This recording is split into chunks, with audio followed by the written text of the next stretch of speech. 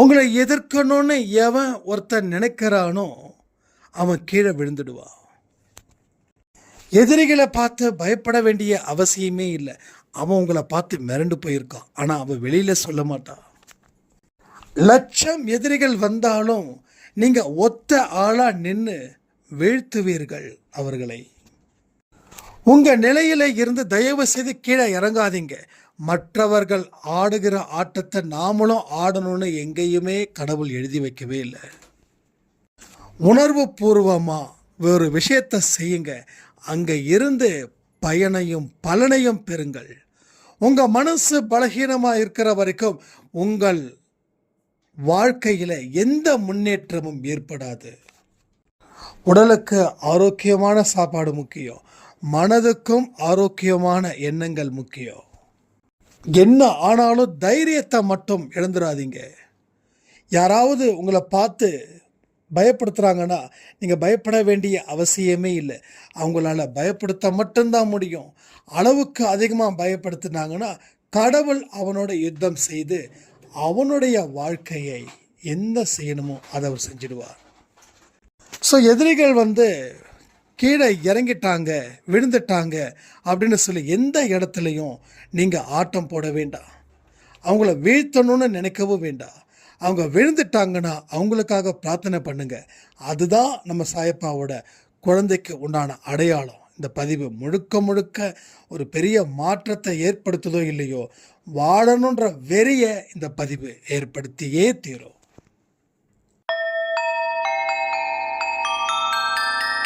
ஓம் சாயிரா சாயிரா, ஓம் சாயிரா சாயிரா, ஓம் சாயிரா சாயிரா, அன்பே சாயிரா, பேரன்பே சாயிரா, அகிலம் தளிக்க ஆத்மா விழிக்க அனுதினம் சாயிரா, எங்கள் அன்பே சாயிரா.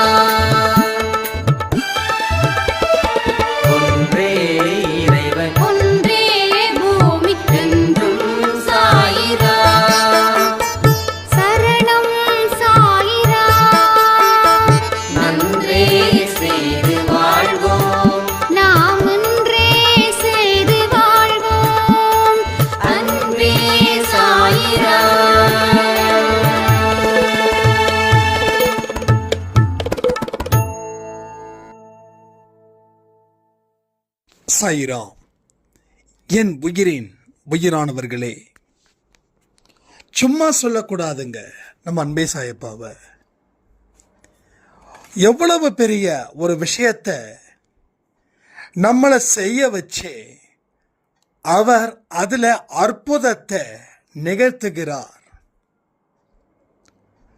நாம் 2 நாளைக்கு முன்னாடி சொன்னோம் தேர்ஸ்டே அன்னைக்கு சாயப்பா கோயிலுக்கு போங்க அப்படின்னு.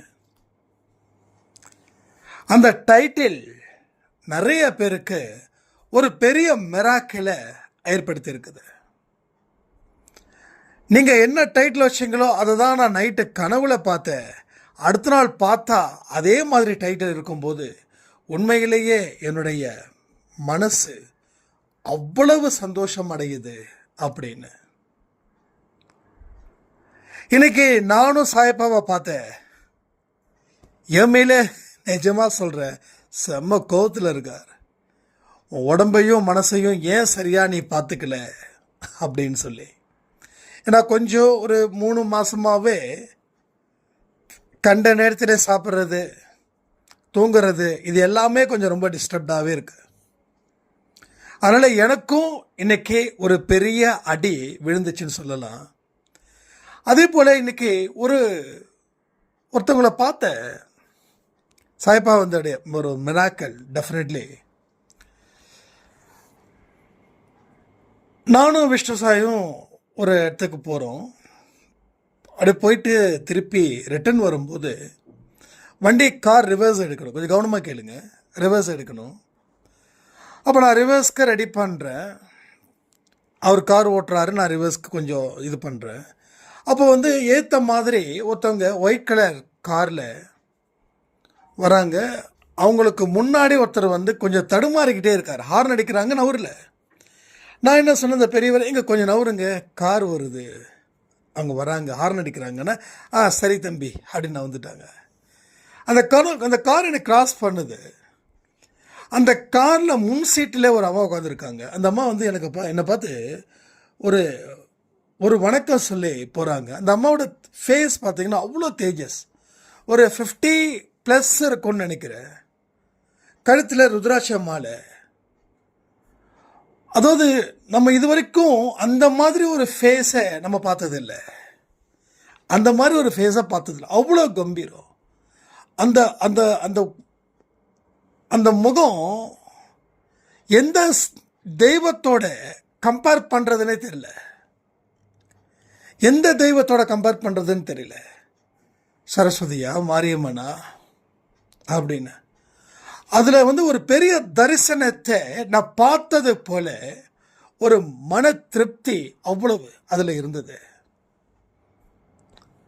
ஸோ நான் விஷ்ணு சாயிட்ட சொன்னேன், ஒரு அம்மாவை பார்த்த உண்மையிலே ரொம்ப மெய் செலுத்திட்டேன். ஒரு கடவுளுடைய ஒரு உருவந்தான் அந்த அம்மா. அதுக்கப்புறம் அந்த காரு சல்லுன்னு போயிடுச்சு. கடவுள் நம்முடன் 100க்கு 100 இருக்கிறார். நீங்கள் எல்லா விஷயத்தையும் அவர்கிட்ட ஒப்படைச்சிட்டு நீங்கள் ஃப்ரீயாக இருந்தாவே போதும். உங்கள் வாழ்க்கையில் நீங்கள் மிகப்பெரிய வெற்றியாளரா, நிம்மதியும் சந்தோஷமும் அடைபவரா நீங்கள் நிச்சயமாக இருக்க முடியும், வாழ முடியும். உங்களை எதிர்த்து நிற்கிறவங்களை பற்றி நீங்கள் கவலைப்படாதீங்க. இன்னைக்கு கூட ஒரு சாய்ராம் சொன்னாங்க, எல்லாம் நல்லா தானே இருக்குது, ஆனால் எதிரிகளை நினைக்கும் போது தான் ஒன்று அவங்க மேலே கோபமாக வருது, இல்லைன்னா அவங்க மேலே பயமும் வருது. நான் சொல்கிறேன், எதிரிகள் இருக்கத்தான் செய்வாங்க. எதிரிகளோட வேலையே உங்களை எதிர்க்கிறது தான். அவங்களுக்கு வேற எந்த வேலையும் வழங்கப்படலை கடவுள். அதனால் அவங்க எதிர்க்கத்தான் செய்வாங்க.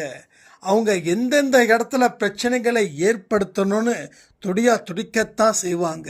நீங்கள் அவங்கள பற்றி கவலைப்பட வேண்டாம். அவங்கள ஒட்டுமொத்தமாக பிடிச்சி கடவுள்கிட்ட ஒப்படைச்சிருங்க. நீங்கள் எந்த இடத்துலையும் அவங்கக்கிட்ட யுத்தம் பண்ணாதீங்க.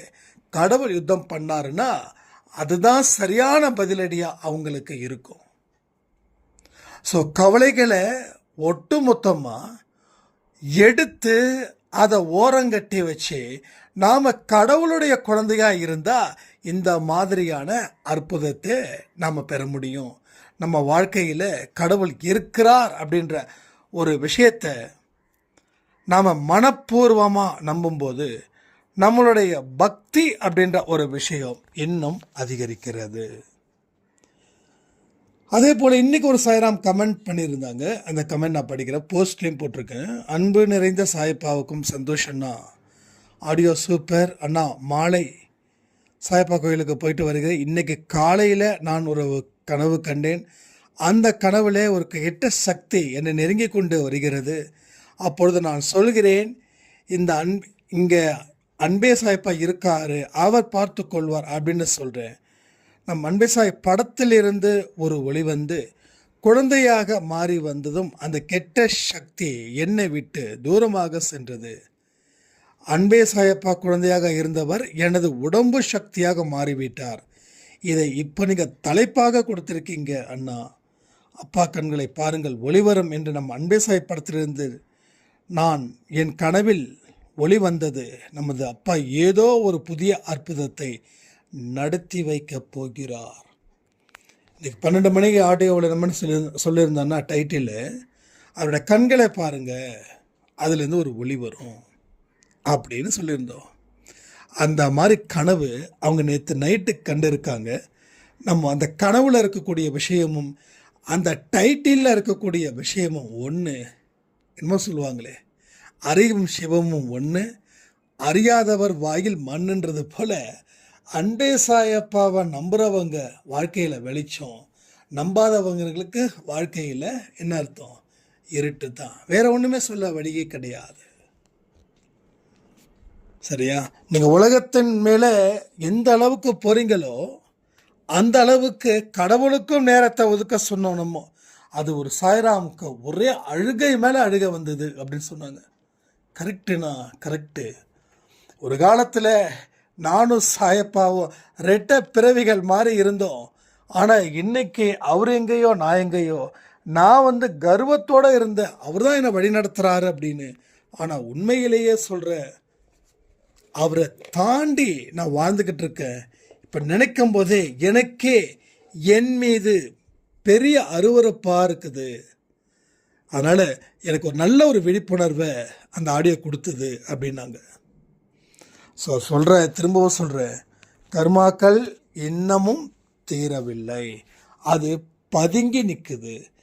ஏன் பதுங்கி நிற்குதுன்னா, நீங்கள் சாயப்பாவோட கையை பிடிச்சிக்கிட்டு கம்பீரமாக வெளிவரும்போது அது பாஞ்சா அது நிலைமை என்ன ஆகும்னு அதுக்கு தெரியாமல் இருக்குமா?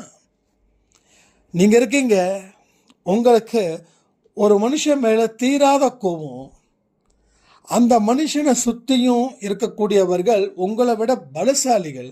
இப்போது நீங்கள் அந்த மனுஷனை பழி வாங்க நினைப்பீங்களா? என்ன பழி வாங்கணும்னு வெறி இருக்கும், ஆனால் பழி வாங்க மாட்டீங்க. ஏன்னா பழி வாங்கினா நீங்கள் அவங்களுக்கு பழியாக மாறிடுவீங்க. அதுக்காக தான். ஸோ அதனால் காத்திருப்பீங்க, நீ தனியாக வருவ இல்லை, அப்போ நான் பார்த்துக்கிறேன், அன்னைக்கு என்னுடைய ஒட்டுமொத்த கோபத்தையும் உன் மீது காட்டுற அப்படின்னு சொல்லி நீங்கள் பதுங்கி இருக்கீங்க. எப்படா தனியாக வருவான், வந்தானா அவன் முடிஞ்சான்டா அப்படின்னு. ஆனால் அவன் தனியாக வரவே மாட்டான். அவன் தனியாக வந்துட்டானா அவனுக்கு தெரியும். அந்த நிலைமையில தான் நம்ம இருக்கணும். உன்னோட பிரச்சனைகள் தீரலை, உன்னோட கர்மாக்கள் ஓயலை, உனக்கு விலக்கு அளிக்கப்பட்டுள்ளது.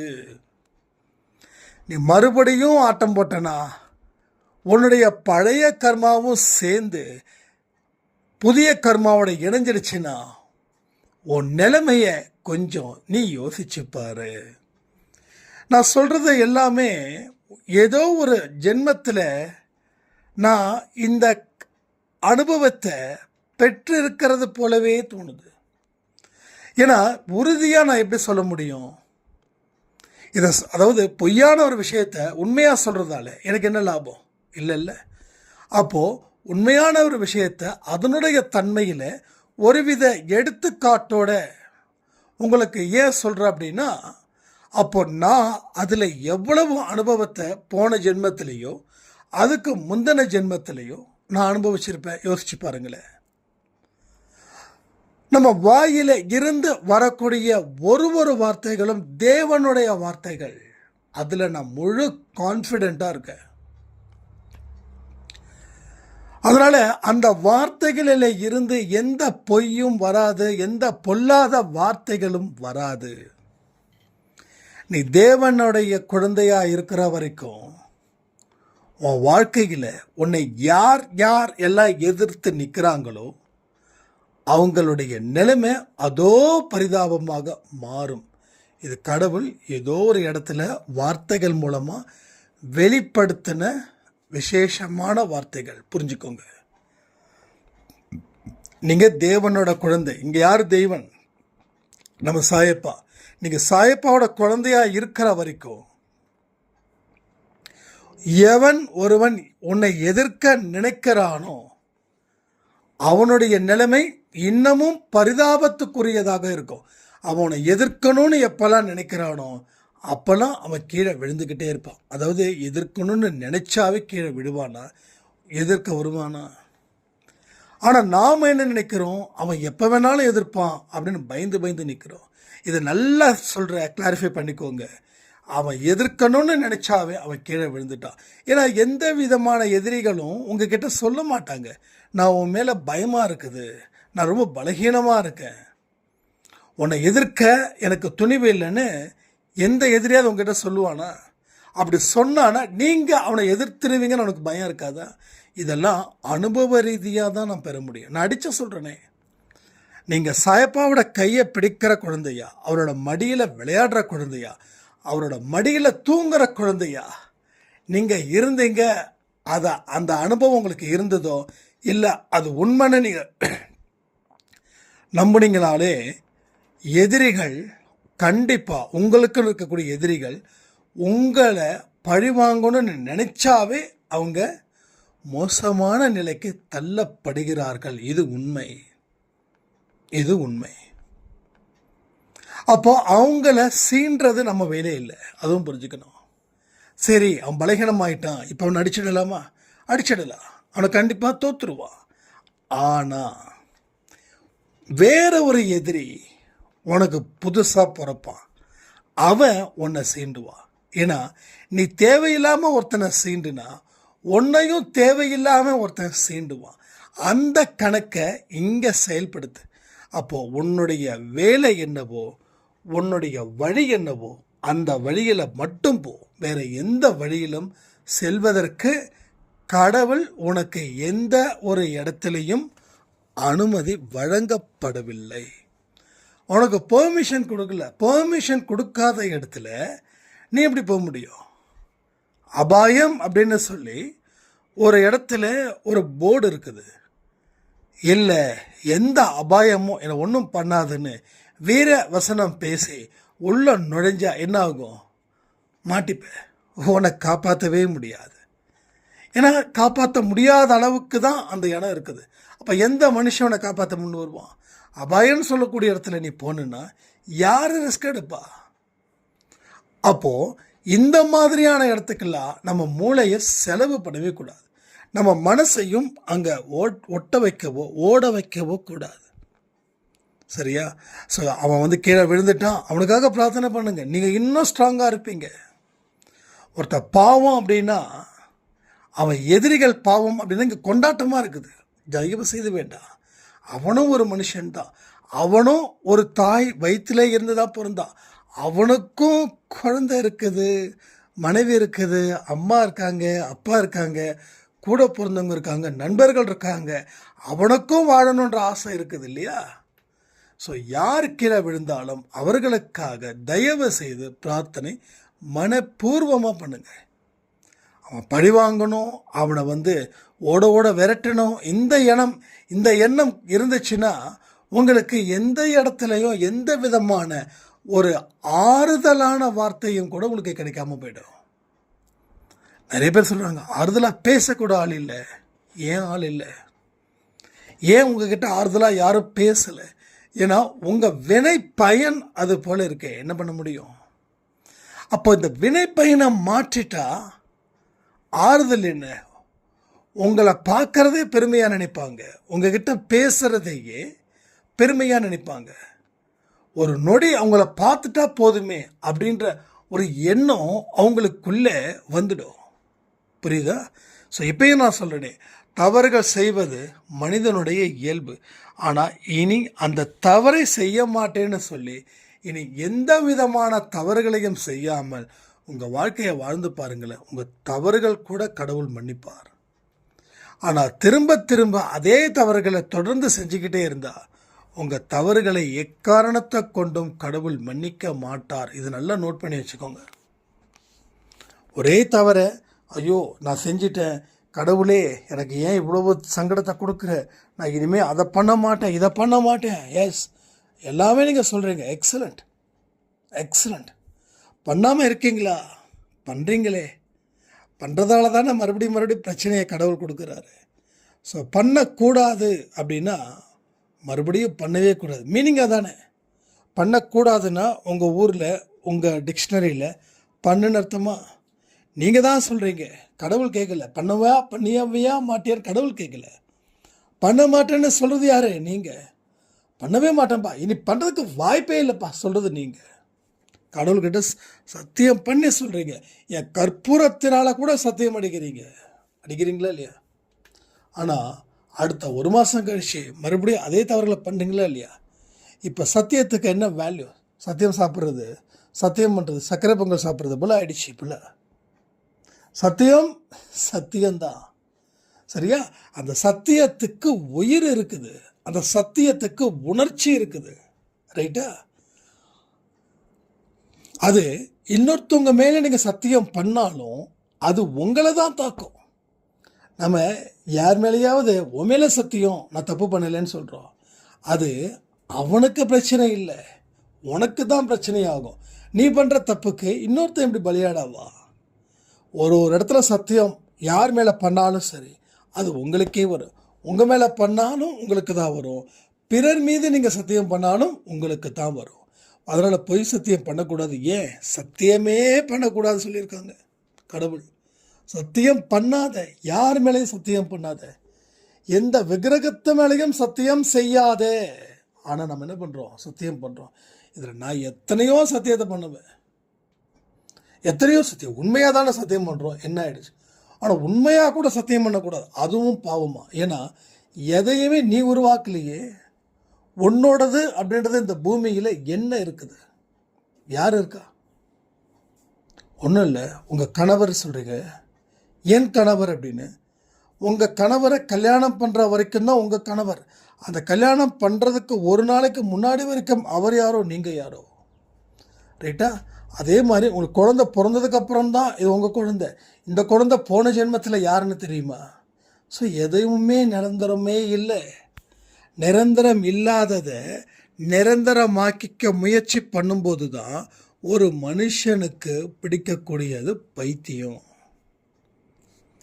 அது இன்னும் அளவுக்கு மீறி போகும்போது அவனுடைய இயல்பு நிலையில் இருந்து விலகி மிகப்பெரிய ஒரு பிடிவாதம் பிடித்த, ஒரு வெறி பிடித்த மனிதனாக அவன் தெரிகிறான்.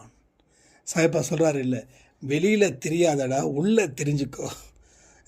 வெளியில் பழி வாங்கிறதுக்கு வெளியில் தெரியாத, எல்லாத்தையும் சொந்தம் கொண்டாடிக்க தெரியாத, பேர் வாங்கணும்னு தெரியாத, புகழ் வாங்கணும்னு தெரியாத, நீ எந்த அளவுக்கு அலையிறியோ அந்த அளவுக்கு மன நஷ்டம், மன கஷ்டம் எல்லாத்தையும் நீ அனுபவிப்ப. ஆனால் உள்பக்கமாக திரும்பு, அதில் இருக்கக்கூடிய சொர்க்கத்தை பாரு. வெளிப்பக்கமாக பார்க்கக்கூடியது நரகம், உள்ளே பார்க்கறது சொர்க்கம். உனக்கு சொர்க்கம்தான் இப்போ தேவை. இந்த சொர்க்கமான வாழ்க்கை வந்தாதான் நீ வெளியில் திரியறதை விட்டுட்டு உள்ளுக்குள்ளேயே நீ இது பண்ணுவ அப்படின்னு. ஒருத்தனை பழி வாங்கிறதாலே உனக்கு எந்த லாபமும் இல்லை. இன்னைக்கு ஜெயிக்கலாம், ஆனால் இன்னைக்கு ஜெயிக்கிறதால நாளைக்கும் ஜெயிப்பியா? இல்லை, நாளைக்கு மகா மோசமான மட்டமான ஒரு தோல்வியை நீ சந்திப்ப. அதனால் ஒன்றும் ஆகலை, பொறுமையோட நிதானமாக உள்ளே இருந்து உன்னோட மனசை திருப்பு. அதற்கு உண்டான மனதுக்கு உண்டான பலத்தை கொடு, பலவீனத்தை தூக்கி எறி. அப்பொழுது தான் உன்னோட வாழ்க்கையில் நீ நினச்ச எல்லாமே நடக்கும். எல்லா விஷயத்தையும் ஆழமாக புரிஞ்சுக்கணும் அப்படின்னு நம்ம நிறைய பதிவில் சொல்லியிருக்கோமே, நீங்கள் புரிஞ்சிருக்கீங்களா? சரி, எதுக்காக புரிஞ்சுக்கணும்? என் வாழ்க்கையை வாழ நான் என்ன செய்யணும் அப்படின்னு இப்போ வரைக்கும் நிறைய சாயராம் கேள்வி கேட்குறீங்க. நிறைய பேர் இந்த கேள்வி இப்போ ஜாஸ்தி வருது. ஒருவேளை நியூ சாய்ராம்ஸானு தெரியல, எல்லாமே அன்னோன் நம்பர்ஸ் வருது. பரவாயில்ல, யார் வந்தாலுமே சாயப்பாட குழந்தைங்க தானே. வாழ நான் என்ன செய்யணும்? ஒன்றே ஒன்று தான் செய்யணும். வாழ முடியும்னு முதல்ல நம்பணும். இந்த வாழ்க்கை எனக்கானதுன்னு நம்பணும். இந்த வாழ்க்கையில் வரக்கூடிய சோதனைகளை நான் சந்திக்கணும். அப்போ தான் என்னுடைய விருப்பத்தின்படி இந்த வாழ்க்கையை வாழ முடியும் அப்படின்னு நாம் சோதனைகளை எதிர்கொள்வதற்கு உண்டான மனநிலையை நம்ம பெறணும். அதாவது நான் சோதனையை தாங்குவேன், அதெல்லாம் பிரச்சனை இல்லை அப்படின்னா, உங்கள் மனசு பலகீனமாக இருக்கும்போது எந்த சோதனை வந்தாலும் இப்படி தாங்கிக்க முடியும். ஒரு 40-45 கிலோ இருக்கீங்க, உங்களால் எப்படி அதிகப்படியான ஒரு வெயிட்டை உங்களால் சுமக்க முடியுமா? சான்ஸே இல்லை, சுமக்க முடியாது. அப்போ உடலை பலப்படுத்துவது போல மனசை பலப்படுத்தணும். மனசை பலப்படுத்தணும்னா என்ன செய்யணும்? உடலை பலப்படுத்த என்ன செய்கிறீங்களோ அதே தான் மனசுக்கும். உடலை பலப்படுத்த என்ன செய்கிறோம்? சத்தான ஆகாரத்தை சாப்பிட்றோம்.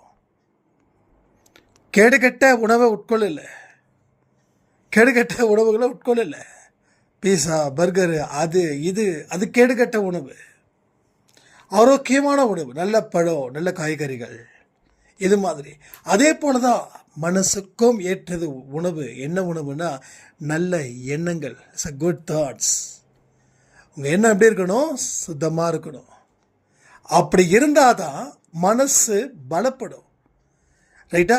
அசுத்தமான எண்ணங்கள் கொண்டவர்களுக்கு தான் பலகீனமானவர்களாக இருப்பார்கள். நல்லா புரிஞ்சுக்கணும். அசுத்தமான எண்ணம் எங்கே இருக்குதோ அவங்களுக்கு தான் மனசு பலகீனமாக இருக்கும். இதை நீங்கள் செக் பண்ணி பாருங்கள். நான் சொல்கிறேன்னு அப்படியே அக்செப்ட் பண்ண வேண்டாம். பல பேரோட வாழ்க்கை அன்பை சாயில மாறி இருக்கிறது எப்படி தெரியுமா? ஆரம்பத்தில் நான் படபடப்பாக இருப்பேன், பதட்டத்தோடு இருப்பேன், பயப்படுவேன். அப்போ இவங்களுடைய எண்ணங்கள், எதிர்மறை எண்ணங்கள் ஜாஸ்தியானதால. ஏன் எதிர்மறை எண்ணங்கள் ஜாஸ்தி ஆகுது? அதாவது ஏன் ஏன் ஏன்னு கேள்விகளை கேட்க கேட்க அங்கே இருந்து ஒரு பாவம் பிறக்கும். பாவம் அங்கேருந்து தான் பிறக்கும். ஒரு தண்ணி கடலில் கலக்குதுன்னா அந்த தண்ணி மேலே இருந்து கடலுக்கு வரணுமான்னு. அப்போ எங்கெங்கேயோ போய் எந்தெந்த ஊருக்குள்ளேயோ போய் நதியாக மாறி ஆறாக மாறி அதுக்கப்புறம் இறுதியில் எங்கே கலக்குது? கடலில் கலக்குது. அதுபோல தான் எங்கே இந்த எதிர்மறை எண்ணங்கள் வருதுன்னா அடித்து சொல்லுவேன். நீங்கள் நம்புறீங்களா நம்பலையான்னு தெரியாது. ஆனால் கடவுள் இதற்கும் ஒரு விடையை நிச்சயமாக சொல்லுவார். ஒரு பாவத்தில் இருந்து தான் எதிர்மறை எண்ணங்கள் கிளம்புது. எப்படி ஒரே ஒரு விதை, அந்த விதையால் எவ்வளவு பெரிய மரம், அதே போல தான் ஒரே ஒரு பாவம், அதன் மூலமாக பல கிளைகளாக இந்த எதிர்மறை எண்ணங்கள் என்ன ஆகுது? ஆக்கிரமிப்பு செய்யுது. அப்போ இப்போ வந்துருச்சு, ஓகே, நோ ப்ராப்ளம். ஐயோ வந்துடுச்சேன்னு ஃபீல் பண்ணுறது புத்திசாலித்தனமான இல்லையே. வந்துடுச்சே, இதை எப்படி வேற இருக்கணும்? இதை இனிமேல் வராதது போல இதை என்ன செய்யணும்? அதான கேள்வியாக இருக்கணும். என் பிரச்சனையை தீர்த்து வைக்கணும் கடவுளேன்னு சொல்கிறது கரெக்டாக இருக்குமா? இதை எங்கே பிடுங்கி எடுக்கணும் அப்படின்றது கரெக்டாக இருக்குமா? யோசிச்சு சொல்லுங்கள். இதை எங்கே பிடுங்கி எடுக்கணும், எங்கே வேறு இருக்கணும்? ஏன்னா இது கெட்டது. இந்த கெட்டதை நான் ஏன் தண்ணி ஊற்றி உரம் போட்டு வளர்க்கணும்? வளர்க்க வேண்டியதை வளர்த்துக்கலாம், வளர்க்கக்கூடாததை வளர்த்தா என்ன ஆகும்? அது ஒன்று முடிச்சு தள்ளிட்டு போயிட்டே இருக்கும். அப்போ மனசை பலப்படுத்தணும்னா எதிர்மறை எண்ணங்கள் கொண்ட செயல்களை, வார்த்தைகளை, எண்ணங்களை கேட்காத, பார்க்காத. அந்த குதிரை பொம்மை இருக்குல்ல, அது போல் இருந்துக்கோ. இப்போ என்ன செய்யணும்? நேர்மறை எண்ணங்கள் கொண்டது எங்கெங்கெல்லாம் கிடைக்குத தேடு. நீ தேடினதால தான் நிறைய கிடைச்சிது. இனி என்ன கிடைக்கணும்னு முடிவு பண்ணிட்டு அதுக்கப்புறமா தேடு. இப்போ நீ எந்த முடிவு பண்ணாமல் தேடுன, ஆனால் இனி எனக்கு இதுதான் தேவை என் வாழ்க்கைக்கு, அந்த லட்சியத்தை, அந்த நோக்கத்தை அடிப்படையாக வைத்து நீ தேடு. நீ தேடும்போது நிச்சயமாக உனக்கு ஆரம்பத்தில் கிடைக்காம போகும். ஏற்கனவே தேடினது தான் கிடைக்கும். சரி, ஏற்கனவே தேடினது தான் கிடைச்சிருக்குதே, இது ஓகேவா அப்படின்னா இது ஓகே இல்லை. ஏன்னா ஏற்கனவே தேடினதை தான் கிடைச்சிருக்குதுன்னா இப்போ ஏற்கனவே இருந்ததை நீ மறுபடியும் தேடுற. இப்போ ஏற்கனவே இருந்தது உன் வாழ்க்கையில் நஷ்டத்தை கொடுத்தது, திரும்பவும் அது லாபத்தை கொடுக்கணும்னு நினச்சா உன்னோட முட்டாள்தனத்துக்கு அளவே இல்லையான்னு கடவுள் உன்னை பார்த்து திட்டுவார். அது வேண்டாம். நான் என்ன விரும்புகிறேனோ, நான் என்ன தேடுறேனோ அதில் மட்டும்தான் என் மனசு இருக்கும். அந்த மாதிரி தேடணும். நல்ல வார்த்தைகளை தேடணும், நல்லவர்களை தேடணும், நல்ல எண்ணத்தை தேடணும். வாழ்க்கையில் போராடுவதற்கு தேவையான அத்தனை ஆற்றலையும் எங்கெங்கே இருக்குதுன்னு தேடணும். இதையெல்லாம் தேட தேட தேட தேடதான் வாழ்க்கையில் நமக்கு தேவையான அத்தனை விஷயங்களும் நம் வாழ்க்கைக்கு நிச்சயமாக கிடைக்கும். இதையெல்லாம் ஒரு நாளில் 2 நாளில் வராது. இதை இப்போவே முயற்சி பண்ண ஆரம்பித்தாதான் பிற்காலத்தில் கிடைக்கும். தேடுங்கள், தேடுங்கள், தேடிக்கிட்டே இருங்க. தேடினா ஆட்டோமேட்டிக்காக அவரிடமிருந்து என்ன நீங்கள் பெற வேண்டுமோ அதை நிச்சயமாக நீங்கள் பெறுவீர்கள். உங்கள் வாழ்க்கைக்கு மிகப்பெரிய அர்த்தம் என்ன அப்படின்றதையும் நீங்கள் புரிஞ்சுக்கலான்னு சொல்லி இந்த பதிவை நான் முடிக்கிறேன். ஜெய் சாய்ராம்.